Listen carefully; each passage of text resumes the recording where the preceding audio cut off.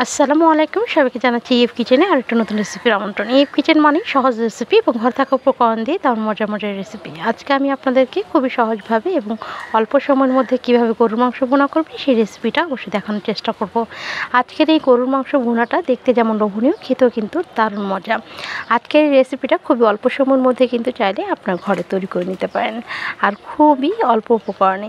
তবে আজকে আপনাদেরকে আমি তৈরি করে দেখাবো রেডিমেড মশলা দিয়ে কিভাবে হাতে মাখানো গরুর মাংস রান্না করবেন সেই রেসিপিটাই। আমার মনে হয় এই রেসিপিটা আপনাদের কাছেও খুবই ভালো লাগবে। তাহলে চলুন কথা না বাড়িয়ে কীভাবে তৈরি করছি আজকের এই মজাদার গরুর মাংস ভুনার রেসিপি। আমি আমার মতো করে রান্না করার চেষ্টা করি, হয়তো বা এক একজন এক একভাবে রান্না করে থাকেন, তবে আজকে তারাও চাইলে আমার মতো একই রেসিপি ফলো করে রান্নাটা করতে পারেন। তাহলে চলুন সরাসরি চলে যাচ্ছি আজকে কিভাবে গরুর মাংসটা রান্না করলাম সেটা দেখাতে।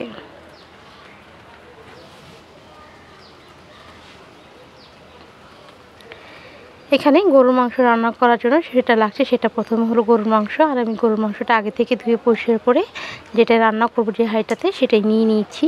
যথাযথ আজকে আমি হাতে মাখানো তারপর গরুর মাংসটা রান্না করবো হাতে মাখিয়ে। আর তার জন্য সব কিছু আগে আমাকে ভালোভাবে মশলাগুলো অ্যাড করে নিতে হবে। আর এই গরুর মাংস আমি হাড়, চর্বি, মাংস এবং কলিজা, ব্যবসা সব কিছু মিক্স করে তবেই নিয়েছি। এবার দিয়েছি পেঁয়াজ কুচি। আমি এখানে হাফ কাপের থেকে একটু বেশি পরিমাণ পেঁয়াজ কুচি দিয়ে দিব, তবে আপনারা চাইলে এখানে পেঁয়াজ বাটাটাও ইউজ করতে পারেন। তবে গরুর মাংস রান্না করতে করতে পেঁয়াজটা এমনিতেই গলে যায়, তার জন্য আর বাটার কোনো প্রয়োজন হয় না। দিয়ে দিচ্ছি এখানে আমি আদা রসুনের পেস্ট প্রায় 1.5 টেবিল চামচের মতো, 2টো তেজপাতা। আর মাংসের পরিমাণটা আপনাদেরকে বলা হয়নি, এখানে প্রায় 1 কেজি থেকে একটু বেশি হবে আমি মাংসটা নিয়ে নিয়েছি। তারপর দিয়েছি মরিচের গুঁড়া প্রায় 1 টেবিল চামচ থেকে একটু বেশি, তবে ঝালটা আপনাদের পরিমাণ মতো অ্যাড করবেন, যে যেরকম ঝাল পছন্দ করেন সে অনুযায়ী। তারপর দিয়েছি হলুদের গুঁড়া 1 চামচের মতো।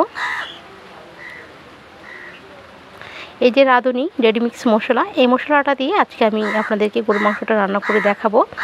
তবে আপনারা যে কোনো কোম্পানিরই এরকমের মশলা নিতে পারেন। আর এই মশলার মধ্যে কি কি মশলা দেওয়া আছে সেগুলো কিন্তু সব লেখা আছে। আবার চাইলে ছোট্ট একটা রান্নার রেসিপিও দেওয়া আছে কীভাবে আপনি গরুর মাংসটা রান্না করবেন। তবে তারা এই ঝামেলাটা নিতে না চাইলে আমার এই ভিডিওটা দেখে নিতে পারেন। তারপর এখান থেকে আমি হাফ গুঁড়ো মশলাটা দিয়ে দিব। আমার এই হাফটা দিলে আপাতত চলবে, আবার কিছুটা লাগবে পরে, তার জন্য আমি আলাদা করে কিছুটা রেখে দিয়েছি। আর দিয়েছি হাফ চা চামচ পেঁপে খোসা বাটা। এই পেঁপের খোসা বাটাটা দিলে মাংসটা তাড়াতাড়ি সেদ্ধ হয় আর খুব ভালোভাবে সফট হয় খুবই অল্প সময়ের মধ্যে, তাই পেঁপে বাটাটা দিচ্ছি। যদি আপনাদের সময় থাকে হাতে সেক্ষেত্রে আপনারা এটা স্কিপ করতে পারেন। তারপর দিয়ে দিচ্ছি এখানে আমি লবণ স্বাদ মতো। আর এখন গ্যাসের চুলা বা কারেন্টের চুলা যেটাই বলেন না কেন, খুবই অল্প সময়ের মধ্যে রান্না করতে পারলে সেটা আমাদেরই সাশ্রয় হয়, তার জন্য পেঁপে খোসাটা পারলে আপনারা অ্যাড করবেন। তারপর দিয়েছি প্রায় 3 টেবিল চামচের মতো আমি সাদা তেল দিয়ে একত্রে সব কিছু মিক্স করে নিব হাতে। আর হাত দিয়ে এটাকে খুব ভালোভাবে মিক্স করবেন মশলাটাকে। আমি যতটা সম্ভব ভালোভাবে হাত দিয়ে গরুর মাংসটাকে মাখিয়ে নিচ্ছি। আমার প্রায় কিন্তু মাখানো হয়ে গেছে। আর মাখানো হয়ে যাওয়ার পর ঠিক এইভাবেই আমি এটাকে ঢাকনা দিয়ে ঢেকে রেখে দিব। তার জন্য হাতটা ধুয়ে আমি কিছুটা পানি এখানে দিয়ে দিচ্ছি, যেন আমার মাংসটা কষানো যায় এই পানিটুকু দিয়েই। আর মাংস থেকে যতটুকু পানি উঠবে সেটা দিয়েই কষানো হয়ে যাবে। এখন আমি ঢাকনা দিয়ে ঢেকে এটাকে রেস্টে রেখে দিব 10 মিনিটের জন্য।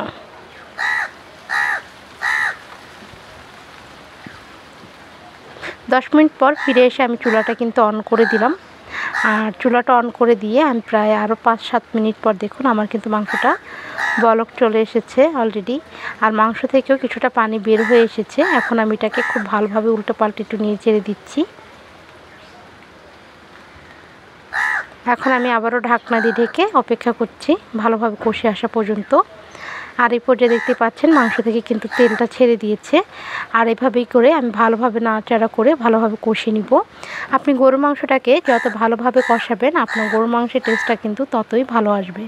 তাই চেষ্টা করবেন একটু সময় নিয়ে ধৈর্য সহকারে মাংসটাকে ভালোভাবে কষানোর জন্য। আর এই মাংসটা কষাতে কষাতেও কিন্তু 80% মতো প্রায় সেদ্ধ হয়ে আসে। ঠিক এইভাবে যদি অল্প আঁচে আপনি ভালোভাবে কষিয়ে নিতে পারেন। আমার মাংসটা খুব ভালোভাবে কষানো হয়ে গেছে। এই পর্যায়ে আমি পানি অ্যাড করব। আমি এখানে কিছুটা পানি অ্যাড করছি। আর এই পানিটা গরম, কিন্তু একেবারে ফুটন্ত গরম না, মানে মোটামুটি অনেকটাই গরম, সেরকম গরমটাই আমি দিচ্ছি। আর এই গরম পানিটা দিলে মাংসটা আর সেদ্ধ হতে আর বেশি তাড়াতাড়ি সেদ্ধ হয়ে যাবে, সেক্ষেত্রে আর শক্ত হয়ে যাবে না। অনেক সময় ঠান্ডা পানি দিলে আসলে মাংসটা সেদ্ধ হয় না, শক্ত হয়ে যায় আরও। তাই চেষ্টা করবেন গরম পানিটাই একটু অ্যাড করার জন্য। পানিটা দিয়ে ঝোল যতটুকু আমার সেদ্ধ হতে লাগবে আর সেই অনুযায়ী কিন্তু আমি পানিটা দিয়ে দিলাম। আর আমার এই মাংসটা একদম কিন্তু শুকনো শুকনো ভুনা হবে না, একটু পাতলা ঝোল ঝোল টাইপের ভুনা হবে, সেটা কিন্তু খেতে অনেক ভালো লাগে। আমি মাঝখান দিয়ে একবার ঢাকনাটা খুলে একটু নাড়াচাড়া করে দিচ্ছি। আমি আবারও ঢাকনা দিয়ে অপেক্ষা করছি আরও কিছুক্ষণ। এরকম মাঝে মাঝে একটু ঢাকনা খুলে একটু নাড়াচাড়া করে দিবেন, তাহলে মাংসের এপিঠ ওপিঠ সমানভাবেই কিন্তু ঝোলের নিচে থেকে সুন্দরভাবে সেদ্ধ হবে।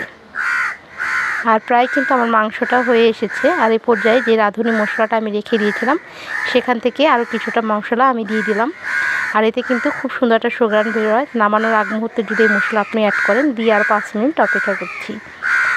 আর এই যে 5 মিনিট পর ফিরে আসলাম, দেখতে পাচ্ছেন আমার মাংসটা কিন্তু প্রায় একদম হয়ে গেছে। আপনার চাইলে এই পর্যায়ে আরও 2-1 মিনিট রেখে দিতে পারেন।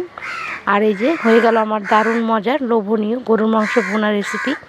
সময় স্বল্পতার কারণে আমাদের অনেকেরই কিন্তু মশলা বেটে রান্না করা ঝামেলাটা থাকে, তারা চাইলে এরকম রেডিমেড মশলা কিনে এনে চাইলে কিন্তু এইভাবে মাংসটা রান্না করে নিতে পারেন খুবই অল্প সময়ের মধ্যে।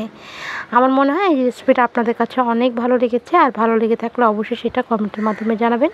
আর চ্যানেলে নতুন হয়ে থাকলে অবশ্যই চ্যানেলটাকে সাবস্ক্রাইব করে চ্যানেলের পাশে থাকবেন।